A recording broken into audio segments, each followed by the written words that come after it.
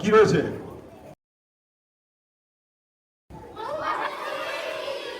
তাহলে এবার কোন চিহ্ন এলো? ঔকার।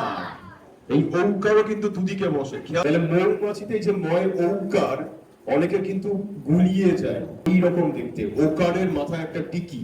এই ছবিটা খেয়াল রাখবে, ছবিটাকে মনে রাখবে, তাহলে মুখস্থ করতে হবে না। পরেরটা এইটা থেকে শুনে দাঁড়াও, শুনে নাও, ম্যাজিক ম্যাজিক। এটাতে একের বেশি উত্তর হবে, সেই জন্য আমি রংটা বদলে দিয়েছি। বাগান, বাগান আর বাগান ছাড়া বেগুন আর বেগুনি। সাব্বাস, এই তো একদম ঠিক উত্তর। কে বলেছে? হাত তোলা দেখি একবার। সাব্বাস, বাগান, বেগুন আর বেগুনি। মুখস্থ করলে সবসময় যে বানান শেখা যায় তা হয়তো নয়, অনেকে গুলিয়ে যায়। তার জায়গায় যত খেলবে তোমরা শব্দবাজি খেলাগুলো, স্পেলিং কখনো ভুল হয় না, আর তারা বাংলাতে ভালো মার্কসও পায়। খেয়াল রাখবে, আমরা কিন্তু কেউ পড়াশোনা করছি না, সবাই গেম খেলছি আজকে।